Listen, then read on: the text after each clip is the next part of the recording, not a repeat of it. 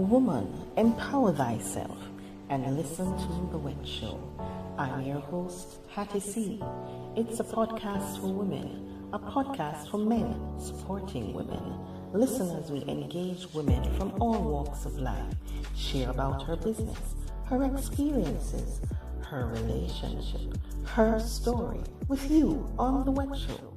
Join us in all our social media platforms as we send out live Vox Pops interviews for the segment Streetwise Woman in a community near you. So join the conversation and be the embodiment of empowerment. So welcome everyone to the Woman Empower Thyself show, The Wet Show. And I have today two beautiful ladies who are going to be staying with me for the period of time. And we're going to be talking about trauma, not for the sake of talking about it, but we're going to explore how women process sudden rupture, how safety can fracture in a second, and how the female brain processes and the physical manifestation of said trauma.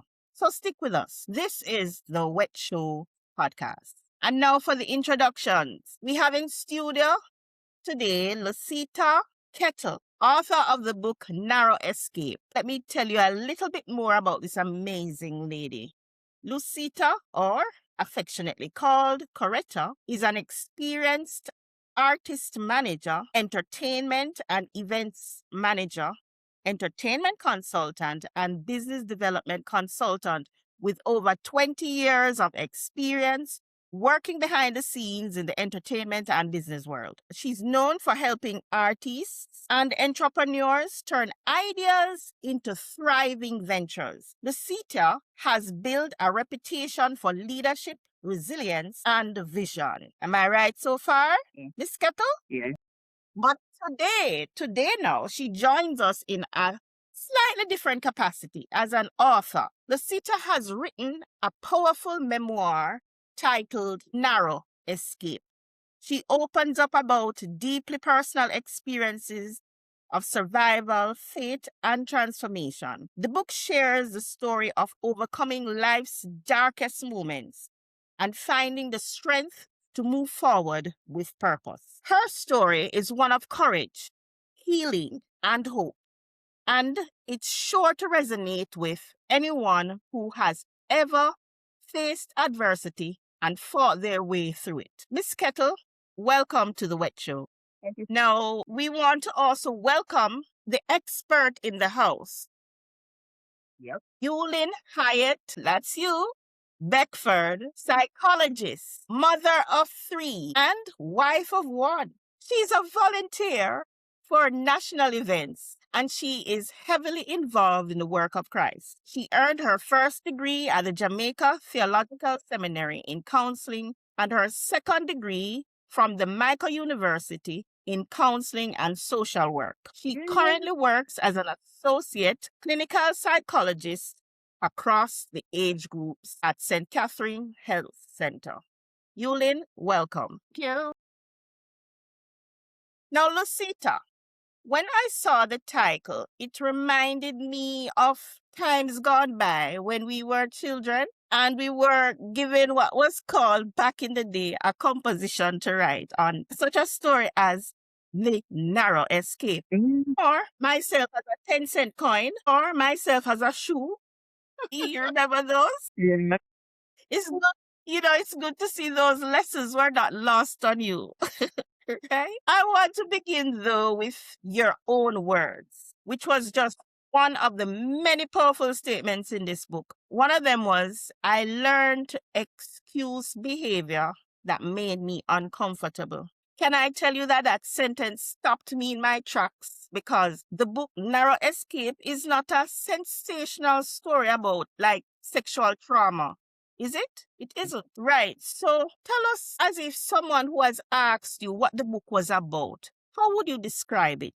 It's my testimony and reflection and lesson learned during my experiences that almost analyzed me. Notice that you did not directly relate the events of some of the experiences, especially the first 2 chapters. And I said to myself, is this a new way of writing, or will there be like a part 2? Can you tell us what happened on that day? Chapter 2, the warning signs, the home invasion. But between night and early morning, my house was surrounded by gunmen, back and front and side. We hear this sound. I was about maybe 11 years old, 10 years old, and we heard this sound. So my parents got up. They were trying to break in from the front living area. When we look out, because we hear the break in, we look through the window and realize that we were surrounded. So we were, Wow. yeah. So after that, now one went to the back, one went to the front of my parents. We're talking about. And then it was me and a sister, I think, and my niece, right? Yeah. And we all, but I was the one no decided I want to scream. I make loud noise now because everybody's quiet. And me just start making noise now for alert the neighbors and stuff. When my mom came back, she like, they're on the back too. So she have to slam the back door and now the front door. My father's at the front trying to close the middle door. And I'm there screaming, screaming all I was the only one making noise. Screaming your little head off. Huh? I'm saying you're screaming your little head off. And I was the youngest too. Just imagine, the neighbor actually told me though the next day when everybody wake up that I heard the screaming. And that's why everybody jump up. So when they hear the shopping and the people moving now, because we were in Mountain View area. So most 3 houses in one yard or something like that. So so now the crowd coming now, everybody turning on lights and stuff like that. So them disappear. But I was just there still shaking non-stop. Even days pass now, and I was still out of it. So although they left, I still have my thing to deal with. We had to move from As that an neighborhood. 11-year-old. Yes. And we had to move out of that neighborhood because I couldn't sleep at nights. So my parents decided to move. Yeah. Okay. So that was would you say your first experience, traumatic experience? Was that your first?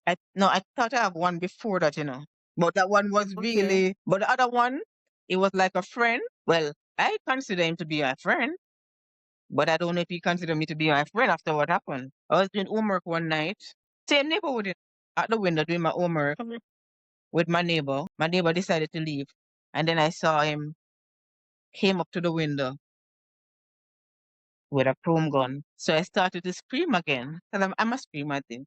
I think I'm a screamer, I don't know. So my parents now in their room hear me screaming and maybe think, they're not taking it for anything. And I'm still screaming. And then my sister came in and she's like, what happened? And then him run off. That's how I get saved that night. Okay, so you know what I want to do? I want to read it from chapter 2 of your book, Luceita. It says, chapter 2, the warning signs. I did not recognize. The home invasion. Looking back now, the signs were there. They didn't arrive loudly or violently. They didn't come with threats or raised voices at first.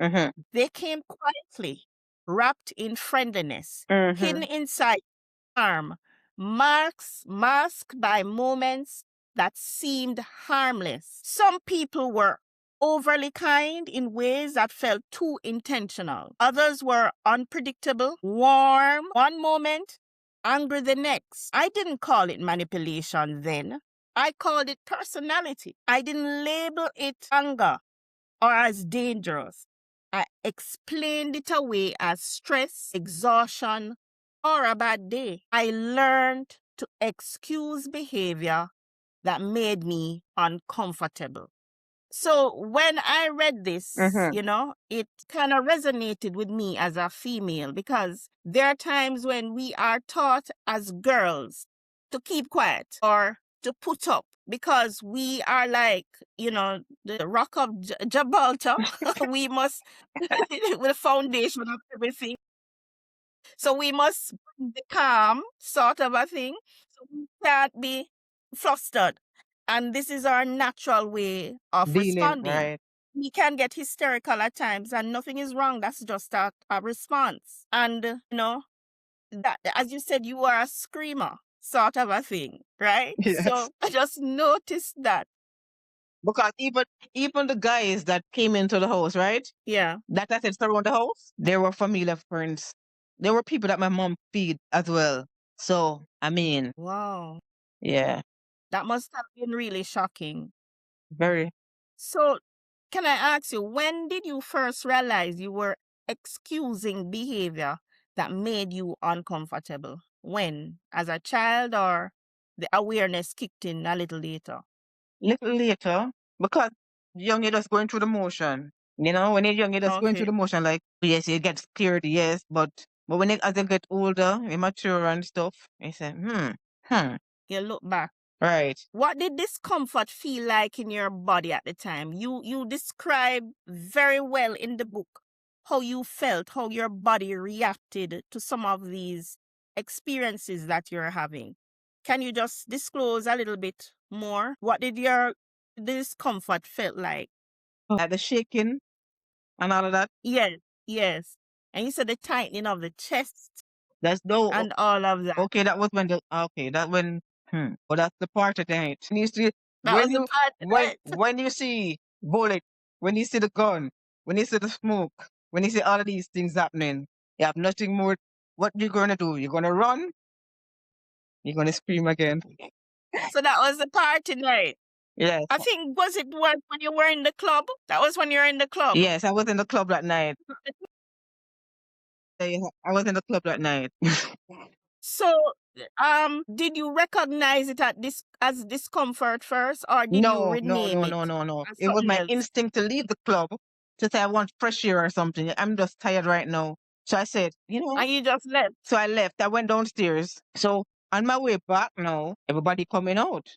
Strange. The party is not party time over. The party not over yet. Then I realized that what happened. So when I came back now to go to the car park, because these persons, I don't know why I was getting this situation. So this is what troubled me though. When I went back Yeah, now, but you see, when I went back now, these persons the one that taking me home, It's my cousin's friend and they're supposed to take me home because my sister dropped me off and said, I'm not coming back for you guys tonight. Maybe she was feeling something wow. too. I don't know. That was that I still have that photo too. So anyway, well, I went back to get the drive. I see they're running. What? We run under the step now and say we're going to hide, waiting for one other person to show up. You know, that person jumped in a car and left, and we waiting for that Dear. person. But anyway, when they coming back around now, they actually fired a gun a couple of Oh, times. And my niece fell on the ground, and that's when I went down to pick her up, and the bullet go over my head and shot the lady in front of me. no. She. Yeah. So that's trauma. I just relived it with you, Lucita. I was really bringing it as well, even when I'm writing it. Yes, So you yes, I go to write down in slow motion just now. I feel my body, yes. even my body going. Yeah. Boy, God really is on your side. What I want to ask though, Mm-hmm. and I think I can bring in Eulin at this point. Eulin, so can we say that discomfort is a warning, or are women taught to treat it as overreaction? The mind. Right. When our body starts to feel out of the norm, it's a warning that something is not where it ought to be. So it's something that we should really use as a red flag. So it's really a warning. Okay. But sometimes, we learn to, and just to bring back to what Lucita said, we learn to excuse behavior that makes us uncomfortable. As females, we excuse it. We are taught to go against our natural instinct for peace sake. But what did that do for us? As a gender, it has robbed us of agency, basically. We are taught to be patient as girls. We're taught to be understanding. We're taught to smooth things over. But is this helpful? This seems like a suppression, and it's ultimately erasing oneself. Can you speak more to that from that point of view? Yes, it feels like suppression. Yes, it feels like we're robbing ourselves. But it have two functions. It is good and it is not so good. Let's do it not so good first. Our body respond to, I'm going to say it's a trauma. When we look at trauma, we're looking at a response to a distressing situation that overwhelms the body. And when the body overwhelms, it's not going to cope in the way that it used to cope. So the functionality is not there. Let us put it at numbers. Let us say 5 is the highest and 1 the lowest. When you're supposed to be going like at 4, you're barely dragging yourself at 1. So you're overwhelmed with all that has happened. And it is good because sometimes what happens, your body shut down to protect you. And we need this kind of protection because not everything that happens at once we can deal with now. It's a process that goes on for a time. Trauma comes in various ways, physical, emotional, mental. So when a trauma hits the body, one of the ways the body does to protect itself is to shut down and to say, I don't remember, go into slow motion until. So yes, it's a red flag. So yes, you can probably deal with it, but the body knows it can deal with it there and then. So it gives you the flight or the fight to deal with it in Okay. that moment. Okay. Okay, let me ask Luceita now. You're in the growing up stage now. So looking back, at what point you think you realize that you could understand somebody, but that didn't mean you need to tolerate everything that this person was giving you? It was really later in life, when I come to my senses, I guess. And I said, all right, it's not gonna work, I'm not gonna do this anymore. Okay, so Eulin, when someone repeatedly excuse behavior that makes them uncomfortable, what psychological processes are at play? Cues behavior that makes us uncomfortable, we are protecting ourselves. We have to protect that inner child that is yet to deal with that emotion or that trauma that has overwhelmed. So it's a matter of protection. So I want to respond to something she had said earlier when she come to her senses. It's actually when her developmental stages hit the point that she can now differentiate what was the word they use? The tolerate from the not tolerating. So now she understands better that persons she know don't always mean her well. People we know, the expert are now saying that we can see it for a fact. That is the people we know that are impacting us negatively. So when we exclude the behavior, because I'm going to say, Stroke should be the one that's supposed to be protecting me. I don't understand why Tom Stroke is hurting me. So because we don't understand that we are stuck in a particular phase, the body closes up that until we are at a stage in life that we can go through it and deal with it. And most time it could, go ahead. I say, and deal with it, I guess. And deal with it, right. Sometimes it takes expert help to get you to move that barrier and deal with it. Because what we do, we have to allow you to go back to that place to relive the experience so that you can heal. Clean out the wound, take out all the sand and the dust so you can heal. Okay. I'm going to quote something from your book now, Luceita. What you describe something like, you said the body knowing, the fracture of safety, the alertness afterward. These are deeply psychological experiences. Now, I'd like Eulin, who has a command of psychology, to help us understand what is happening beneath the surface. Right. What's happening below the surface? Yeah. Let's go back a little bit. Trauma can be stored. What is trauma? Trauma is anything that overwhelms the body. Trauma is anything that puts us out of alignment with ourselves. Trauma does that and more.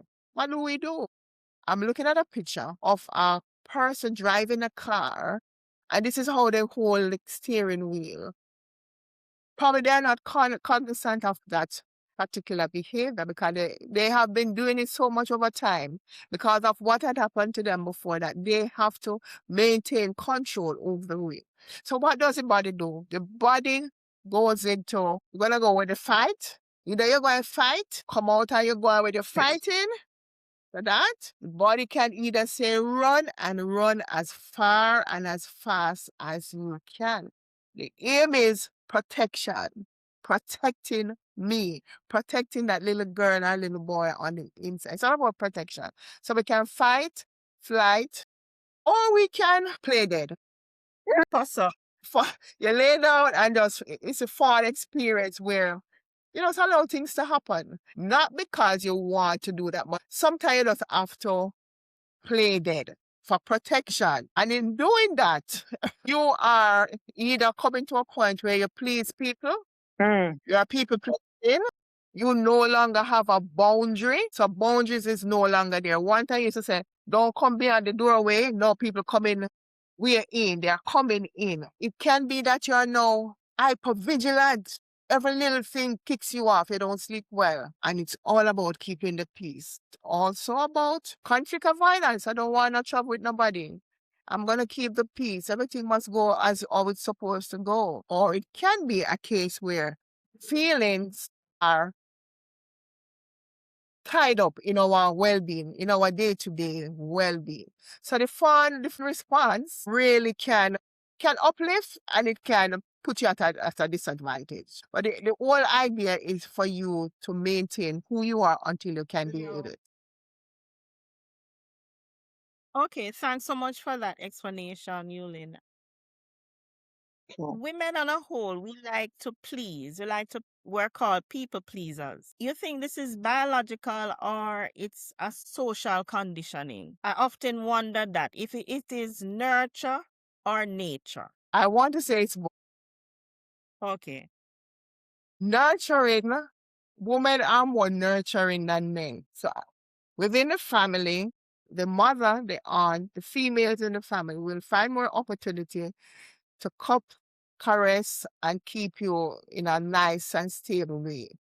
So they are nurturing who you are, tell you good things. Nature now, the environment we are in, depends on the environment, can either allow you to fight, be nice and kind. Depends on the environment. And sometimes the environment is bigger than the home. Because within the home, you may be getting the nice, gentle. Outside in the community, that don't work. So you have to learn to defend yourself in whatever way possible. So nature and nurture both works at different points to make the individual who they are. Is it a female thing? Possible. Males are hurting out there too. But we don't really put it on the front burner sometimes. Social expectation expect the woman to be quiet and nice and of a certain caliber. Supposed to remain as a lady. That was the social expectation of yesterday. Probably today is a different story. So our hormones again, we have our hormones and they will tell us how to do things. So our hormones can play a part, can tell us how to feel angry, can tell us how to feel sad, can tell us what to do, when to love or when not to love. So our hormones play a part in how we function in life. And then we look at relationships. What are the relationships dynamics within our life? Do I have good relationship with those within the household? Is it a turbulent household? Is it a nice and calm household? So whatever is happening in your immediate environment, most time will determine how you respond to an outside force. Or the outside force may become more dominant and dictates the pace across your lifestyle. So all of that can happen. So when we look at the emotional expression of the woman, we are more open. We will cry, we will speak out, we will scream, When nobody else is screaming, we will scream for justice. That's what we do. And we want to maintain connection inside and we want to be heard. So we're going to scream and we're going to shout. So that's part of the emotional expression. Release. We're going to do that, right? Then we look at how we relate, the focus of the relation. Trauma can erode the relationships. Trauma can impact relationship positively and negative. Most times we see the negative of the relationship, where we see all that the person or persons did to us. And never remembering that while in the house, may our so-and-so or somebody else was trying to keep the peace by locking the door, right? Just an example. While they were keeping the locking door, they were trying to protect those who were on the inside. So the protective factors will always come out to guide. And when there is a hurricane, we're not thinking all of that, we're just doing what we think is best for the family. Protection, guidance, put up what you need to do. All in all, to ensure that protection is there. What again can the trauma does? It may affect how our sleep patterns. Are we sleeping well? It may affect how we eat. Are we eating too much or too little? It may affect how we engage in relationships. In that, some persons are a little cagey of entering into a relationship. Let us say for a woman, the man have to come very, very, very good. Kind of a chip with all of them wall that to reach it because she know what she went through. So you can't just enter like that. You have to open doors, open doors, open. And the more I open doors, the more the girl I go lock the door because she's protecting herself. Until it proved to be a true person, the doors will fly open. And the same will happen for a man. People will always be protective of their inner space because what? Safety and stability is important. Did I do you justice, madam? Want more? Yes, you are doing justice indeed. Doing good, you're doing We're good. on the web show, and empowering ourselves. So we need to know these things. These things are not things that everybody know. I mean, you can go on TikTok these days and there are psychological sayings and naysays and people agree with this and that and there's this concept. But on a whole, can we really reflect and come to that point where we understand ourselves? And I think this book goes to show that, Luceita has been in a reflective state and she has processed everything. She may not necessarily understand everything, but you being here today, Eulin, has helped to shine a light on a lot of things that maybe most of us don't understand about ourselves. Another question is, before I go, what are some of the early warning signs women should not ignore in their bodies? Like when, I remember in the book, Lucita saying that, she felt like she didn't want to go somewhere, but she went anyway, sort of a thing. And, people come around, they may be smiling with you, but there's just something off. And then she buries how she feels because she's just thinking that maybe they're exhausted, give them a chance, sort of a thing. So, what are some of the warning signs women should never ignore, which we often do because we are women and we are taught to repress these feelings just for peace sake? It's for me or for For Lucita? you. All No, right. for that's you. The one thing that we should always be mindful of is ourselves. Know ourselves. Know your body. Our body always speaks. Even when we're not listening, our bodies always speak. And one thing that our elders always say, follow your gut. If your by gut's instinct. right, follow your instinct, right? And most of the time, I can't recall hearing a person say when they follow their instinct, they were wrong. I don't hear it yet, probably it's out there, but I've not yet heard it. But when I know I follow when I feel something, You're good. I said, don't.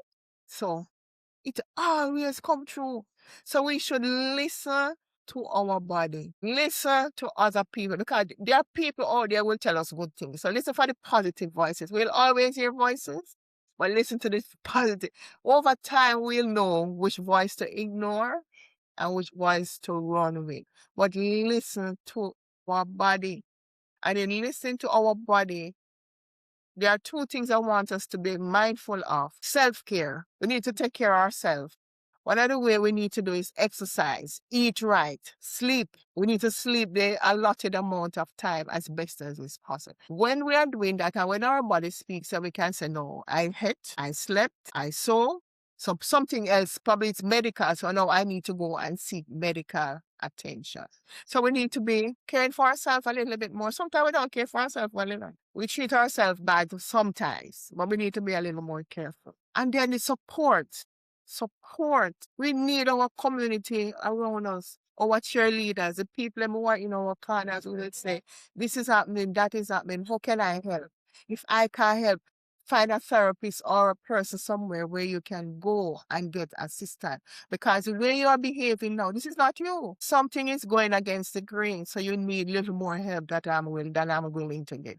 So we need to self-care and support. Key factors in moving forward into ensuring that we can heal and heal well. We can heal knowing that we saw the problem, we recognize the problem, we acknowledge the problem, and then we sought help. Help is there, seek it.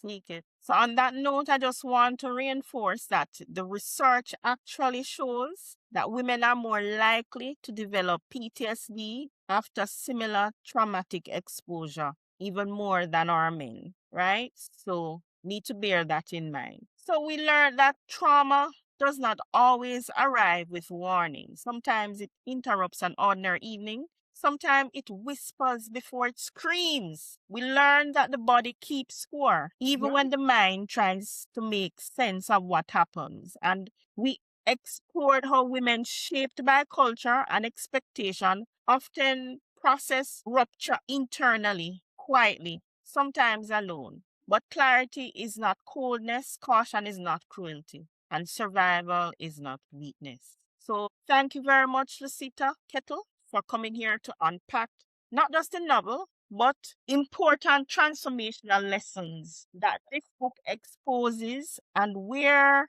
can you get this book to buy? Can you say, lead our audience to your book? Where can we get It's this only book to available buy? online on Amazon at this time. Not in stores yet, but shortly, I think. And also it's an ebook as well. You can get a paper book Yes, you can. and ebook as well on Amazon. And you can also follow me on Narrow Escape Book on IG and TikTok. On Instagram and TikTok. Right. Okay. And thank you so much, Eulin, psychologist and wife of one. Wife of one. Can I just use this opportunity to thank Lucita for her bravery in wanting to pen her story? Mm. She now has a voice for the voiceless, for somebody else. So commendation and congratulations on the sales of your book. Thank you. Keep being a voice. Thank you. So thanks everyone so much for coming. Thanks So for this having has me. been the wet show, everyone. Yes, and hope you'll come again for part 2, right? Sure, I And will. Eulin will be there. Don't? Don't? You will be there for it, don't it, Eulin? I see the thumbs Yeah, up. I'll be there. Thanks, everyone. This was The Wet Show. We'll see you in another one.